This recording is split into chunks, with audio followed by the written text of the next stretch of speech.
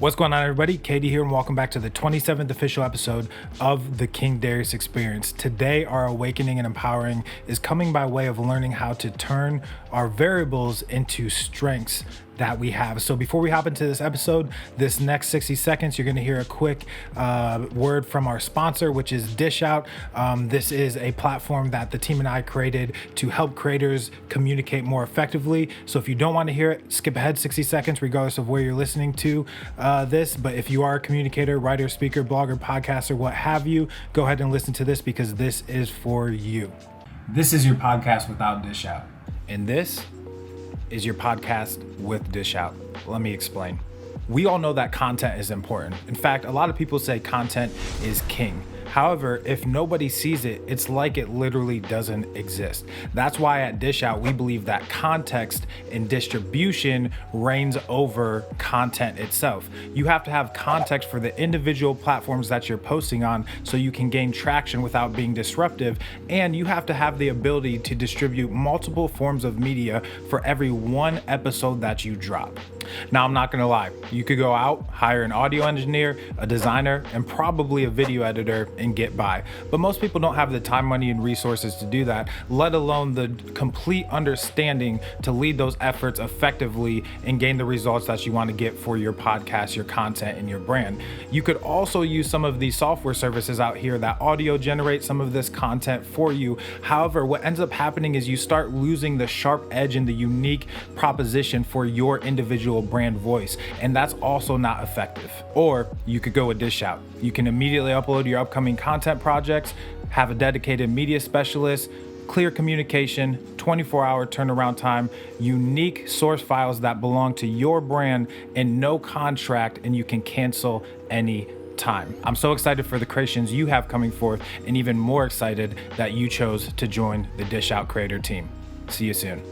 All right, so let's hop right into our episode by starting the conversation about turning variables into strengths. One of the things that you need to do is start identifying your undeniable truth. So I was just, graced to have Robert Cager in my presence today. He came to the house, trained me, that sort of stuff. We talked some business, some partnership, and then we got into a conversation about what he's doing with his fitness brand, online versus offline experiences, what he's doing in regards to creating more things, creating intake channels, all that kind of stuff. And as the conversation started getting deeper, we had a quick moment where we started identifying essentially where the root of a lot of misinformation was coming from, and it came from a lot of variables just in life and business in general. The access that we have to information is often to our detriment because it's what you do in application with information that determines its benefit to you, not necessarily your access to it in the first place. So I started just asking them questions that started pulling out undeniable truths for himself, right? What would be the ways you would communicate regardless of what channel? What relationships would you have regardless of network? What type of money would you try to intake and from what channels, regardless if you had, free handouts, an investor check, an influx of, customers because of whatever reason? What are your undeniable truths and how can you create infrastructure around them so that way variables become your strengths and not your vulnerabilities?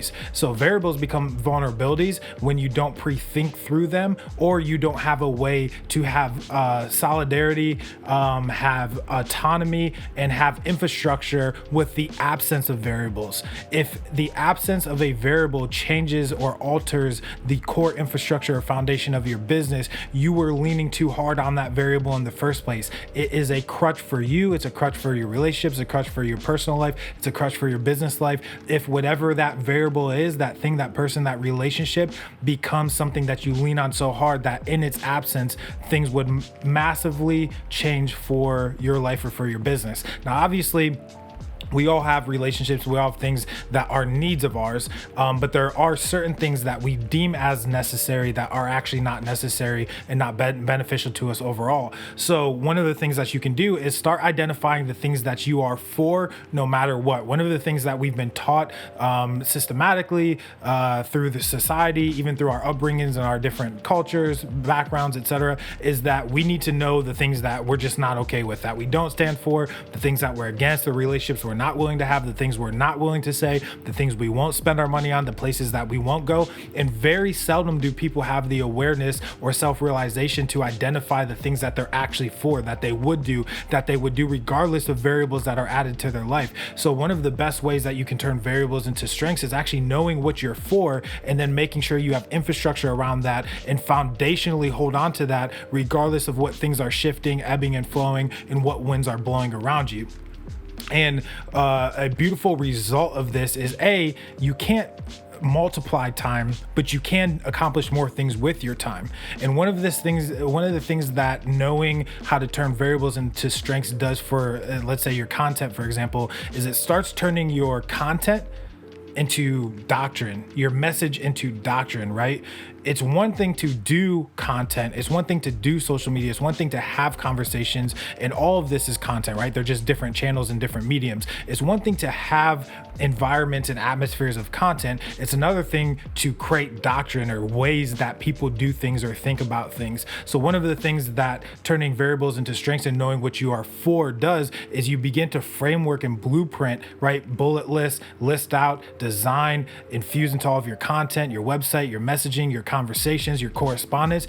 It begins to permeate and bleed into all areas of your life when you remove variables that don't affect your business or your brand, and you start focusing in on the thing that you should be focusing on, which is communicating, documenting, and distributing the message that you care about and the things that you are for. And the reason why this turns your message into doctrine is because there should be no point in time where there's not a single platform that screams your message in 17 different ways to Sunday. And essentially what I mean by that is touch points are the most vital aspect of your business, right? Every touch point that you have with the customer matters to them contextually and specifically to who they are and where they're at in their journey and what their intent is in the first place, which means every single person who comes in contact with your brand is going to have a different experience. So what you need to do as the communicator, as the glue, as the common thread, as the brand, is make sure that whatever experience you're providing on social, on email, on content, on web platforms, through relationships, through correspondence, right? Through messaging, is all similar in nature and has context to its individual platform, in that no matter what touch point they're having with your brand, they can consume you in 30 to 60 seconds and understand what you are about. The cascading effect of you knowing what you're for and permeating that and marinating that and making it every part of every single corner of your message is that it becomes easy for people to attach themselves to who you are and the things that you care about. So obviously I do that even with, King Darius Experience, for example.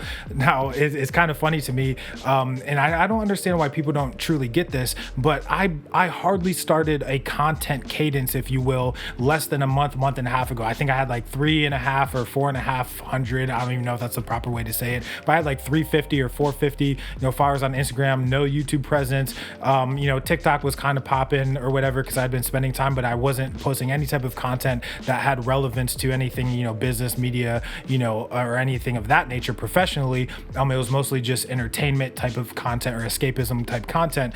And I've more recently actually started putting content around media, marketing, music, etc. But essentially what I did about a month and a half ago when I had nothing is I started making sure that every place that I chose to show up, right? And we've talked about channels before, but every place that I've chosen to show up, which means I'm spending my time, I'm spending my resources developing that content. I'm spending even money in places to amplify content, right? Because I am spending valuable things and valuable resources on my side for this, I wanted to make sure that all of my platforms had the full maturity of my entire message, not partial, not fractional, but the entirety of my message. The problem is that you have fractional content, which turns into fractional results, which gives you fractional freedom, right? You need to be true and authentic on all platforms. So regardless of how people are coming in contact with your brand, they're actually experiencing a true version of your message, and therefore a true version of whatever your message then leads to, whether it's a product, a solution, or more content of that nature, right? I did the same thing with my music. I didn't just go by marketplace performance, because I'm not in music just to perform, just for vanity. I made sure that regardless of what platform you listen to, regardless of what medium you're listening to the music on, whether it's actually listening to the music on the platforms you prefer, or at the end of my podcast, at the end of other people's podcasts, at the beginning of their shows, wherever my music is, I have a clear and concise message. I don't change the nature of my message. I don't change the nucleus of my message, because I spent time up front identifying the things that I actually cared about and what I was for, and making sure that what I was talking about was going to be something I could stand behind regardless of what variables came by. And sure enough, over time, 1 million, 2 million, 3 million. Now I'm somewhere between 3 and 5 million total views or engagements on my music across TikTok, across other people's content, across actual measurable marketplaces. And I've showed actual screenshots and receipts of that before, on social, so you guys can see that it's very accomplishable to make your message into doctrine,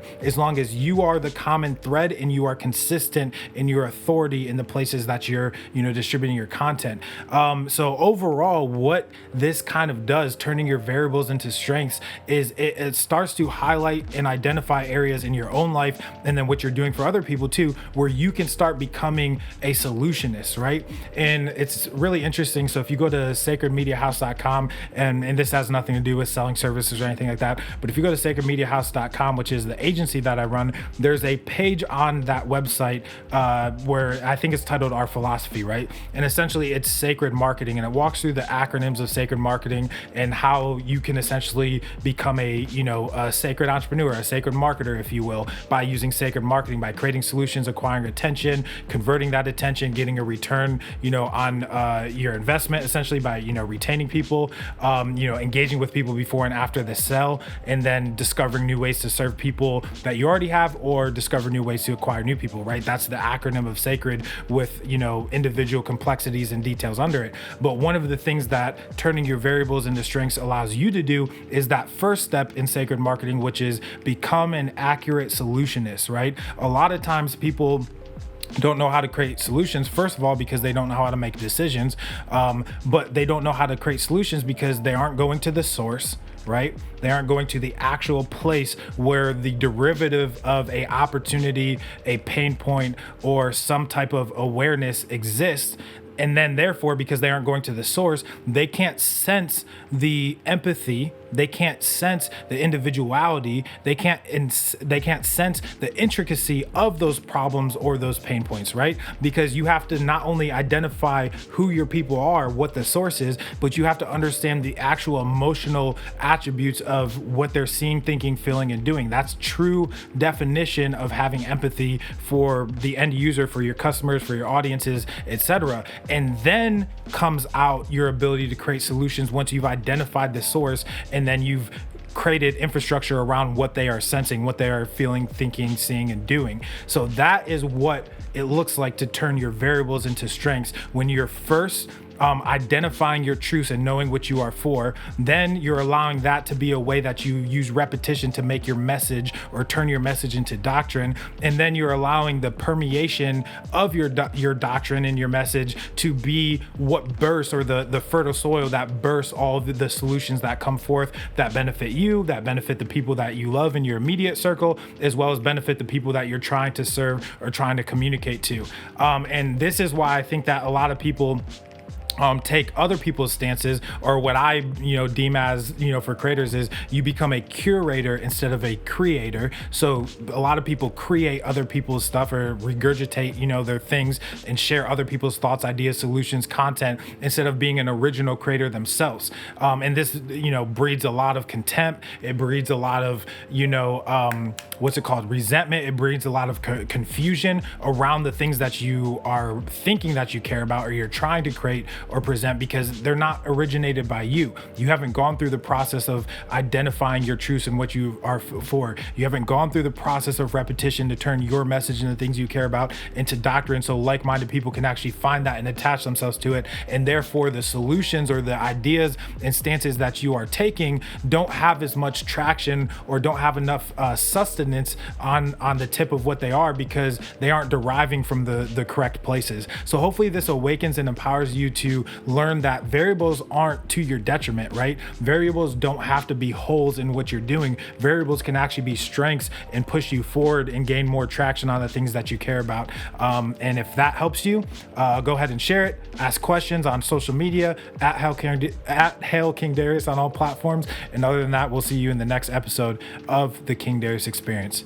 Peace. New era, I got y'all. Real gang, we pop off, no knockoffs. Open eyes, we watch out. Mobilize, won't cop out. COVID-19 cops out, don't flop now. Open skies, we fly now. New agenda, they try now. Most y'all getting real scared of the headlines we find out. Endgame getting real.